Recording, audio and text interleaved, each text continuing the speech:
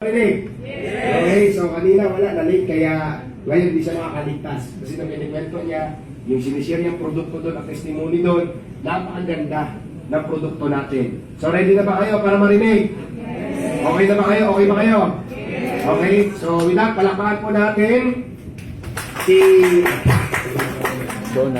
Ma'am Donna May Flix. Okay, palakpakan natin ng malakas. Mahina palakpak nyo. Dapat malakas para makapagpunan nila. Okay, thank you. Thank you, Chairman.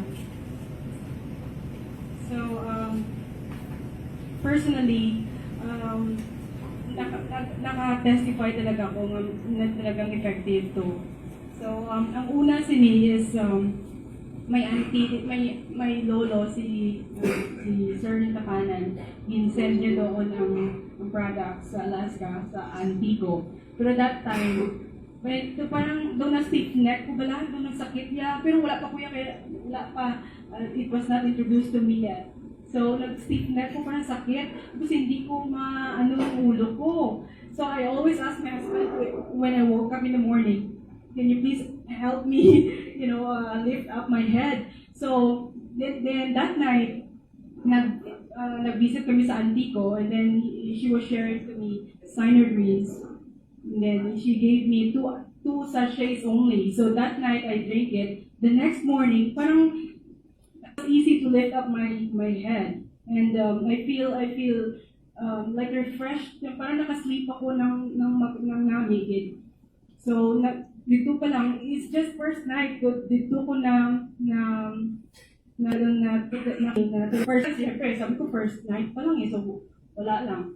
So until nga I decided my husband, because he also tried it and he liked it as well. So he decided, okay, let's buy one package. So we drink it every night, even my husband, he likes it as well. So, and then, since I'm an Adventist as well, so we're the same church, the German. Ni-share ko ni sa akong mga ka-church dito sa Alaska. So wala lang. So may one friend ako na because parang medyo chubby siya. We always go hiking para mga Saturday after church, after lunch. We go hiking. So, ay lamig sa Alaska, so you don't sweat.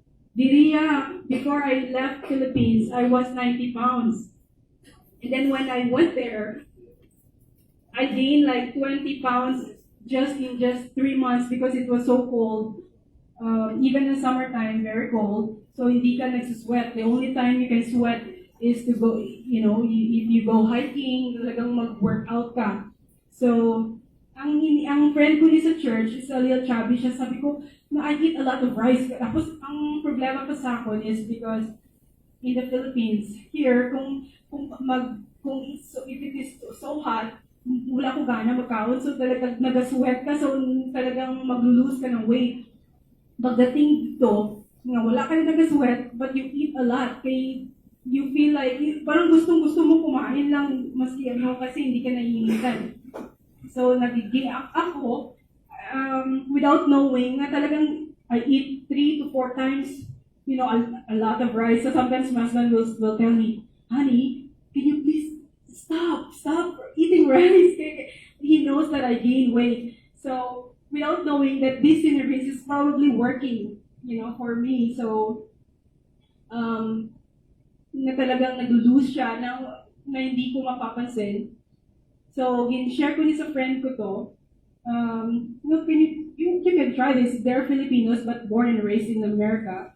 So, you can try this because maybe you will lose a lot of weight if you try. And then, ang isa naman ka friend na wala ko na siya ginsharean, may vertigo siya, pero she didn't tell me that she has been dealing with the vertigo. Yung vertigo, parang nagde-drive siya minsan, she was telling me that all of a sudden, she will just collapse. And then, pag napifeel niya na yan, she has to pull over.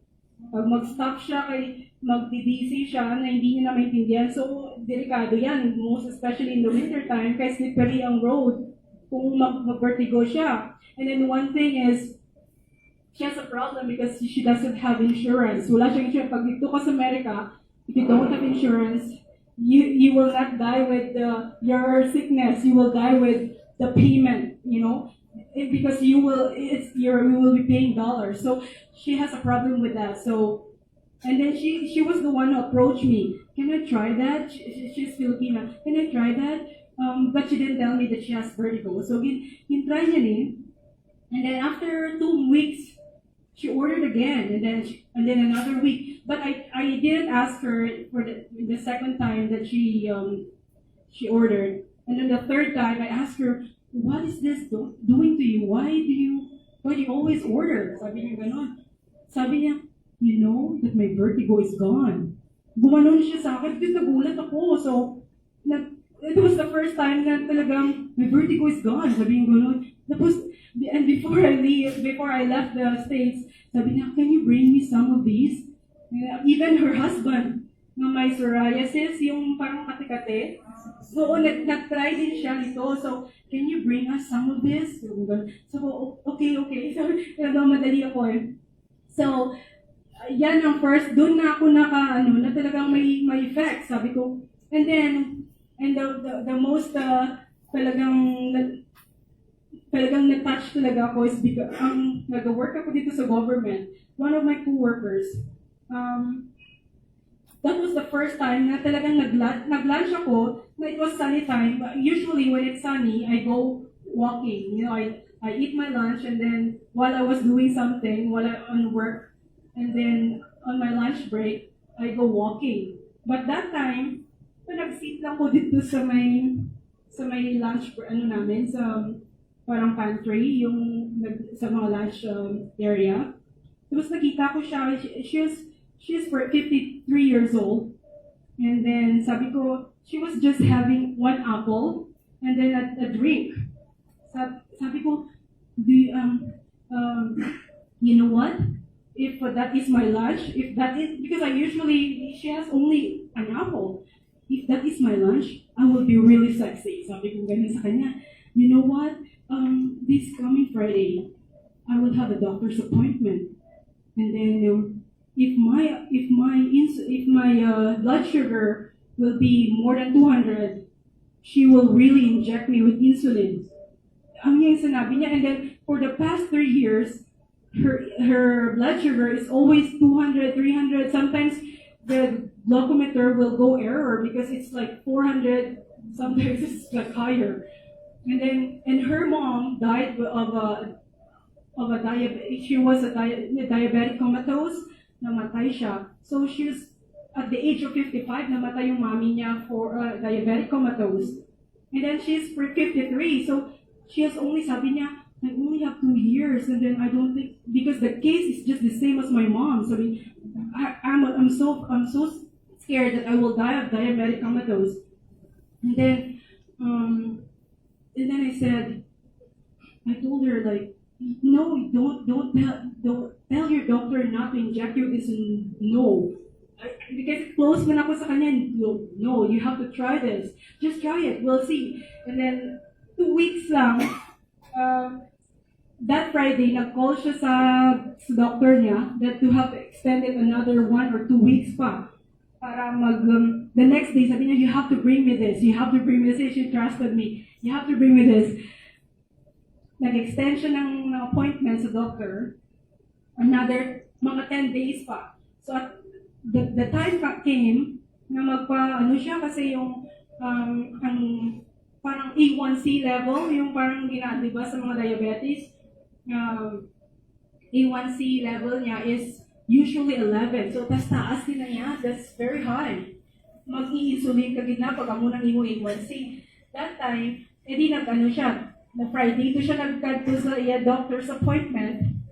After 10 days na nagkita, nag-introduce ko sa iya.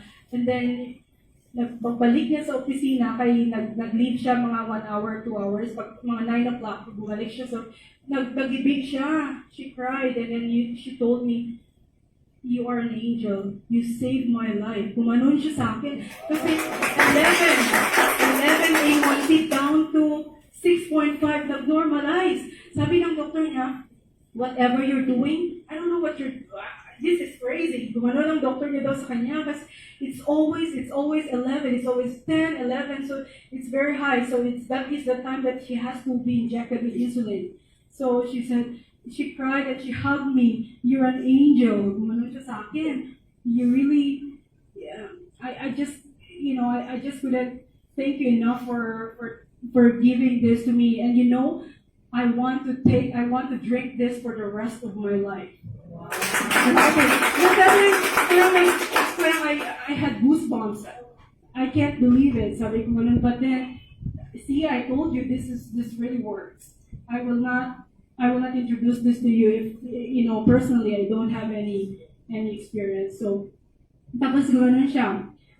Gin-share niya ni sa, or she told her doctor, or the doctor told her, whatever you're doing, just continue it. Gano'n siya, I'm drinking greens. Gano'n lang siya, sana dito, ang mga doctor ba, di ba, they are only, they don't recommend mga ganyan. But then, whatever you're doing, kasi naging close na siya sa doctor niya, that's why you have to be close to your doctor. Para maano niya rin na she has to help you in any ways, not just to give you any medication that it will help you with lowering your sugar, but it will destroy your kidney, your liver, your pancreas, everything. So, amo na dito yan sa Amerika eh. So, tapos, share niya ang co-worker ko, share niya sa iya friend niya, ang husband. The doctor has, my suspicion that he has prostate cancer. Kaya ang PSA niya ba parang prostate specific antigen, parang gano'n sa medical term, na yan ang mag-determine kung may mga prostate cancer, gano'n. Ang iya is 18 PSA, so taas na iya, kaya ang normal 4 eh. Normal 4, so pag mag-go beyond 4 ka na, though may suspicion na may prostate cancer ka. So, in-share niya sa iya, this time siya na nag-share. Just like, it's a domino effect. You share it to your friend will share it to others. So, and then, so on and so forth. So, in-share niya sa friend niya, na ang iya husband may suspicion ng doctor na he has prostate cancer. Pag-drink niya, after 2 weeks, nagbalik na, mag-biopsy na tayo eh. Nga talagang, this is cancer, ang bas ng doctor niya. Ipainom niya before the next appointment. Can you believe that? 18 PSA down to just 4. The doctor was like, what? And then the doctor was like, I think it's just a little bit of infection. I think I was wrong. Ano ng doctor niya, I think I was wrong. It's just a little bit of infection. So we'll just do it. I think we'll check it again in the next 3 to 6 months. So can you believe that? So that time, they have to go to Anchorage. They have to fly from Alaska to Washington, or like sometimes Washington or Anchorage to check magpa-biopsy na, kaya talagang cancer na, down to 4. Normal. I can't believe it. So talagang yun, nag-order na sa iya, and then her sister in Oregon is a different state man. May leukemia. So pero parang na that time, parang though healed na siya sa leukemia, pero who knows, that's blood cancer. So hindi mo na you cannot control it. Sometimes if you don't take good care of yourself, if you have mga history like that, it might recur. Mabalik na if you stop taking care of yourself. So she sent it to her sister down in Oregon, and her sister really likes the taste. She loves it. So nagustuhan niya So she sometimes send it to Oregon. So ang Synergreens is not just in Alaska. So nag-send man ako dito sa friend ko, sa auntie ko sa may Maryland. First, it was a little funny because in the beginning, I sent her 1 box, and then she has parang like skin disease na it's been bothering her for like 3 years na. So, hindi talaga nag-heal kahit anong gawin niya. Hindi talaga kahit lahat na ng mga nahugasan niya na sa mga charcoal, mga apple cider, hindi talaga kahit ano. the problem also there is wala man siya insurance, so she cannot go to the doctor na magpa-check up. But then, if she goes to the doctor, hindi man yapon kasi try niya na before she went to Maryland, to the States. Ilang years na rin siya nag-check ba sa doctor, hindi talaga nag-heal. Pinadalan ko siya ng $1. After na-finish niya, sabi niya she told me, Dai, I think Synergreens is very expensive. Gumanon siya. So, I see one drink here in Costco, the mga SNR dito sa US, that this might be very effective too because this is also organic. Well, it has also celery and all that. Sabi ko, and then okay, you can try it. It's just if you have to think of it, it's like $40 with the shipment. And then that cost only, the one in Costco cost only probably mga $20. So there is really a big difference in terms of cost. So okay, you can try it. And then after 2 weeks, she called me. She told me like, Dai, where can I buy Synergreens? Siguro she was ashamed that she told me that she was not going to buy or take more because of the price. But then, if you buy that, you're just wasting your money if it's not going to work. So, sabi niya, Dai, one of my friends will go to the Philippines. Where can I buy Synergreens? So, dito ko na talagang. And then, my last testimony kasi, I should have taken more videos of my coworkers. Like, you can't believe it because they're white. They're American. They're not used to malunggay, to whatever, to mga tropical. But then it really works. My last testimony is my husband and I we have a Japanese friend that has been injecting insulin like every day for like 10 years. And then we went to their house. Sometimes we will sit in their chair. Na talaga may blood. Sabi ko, Carol, what is this?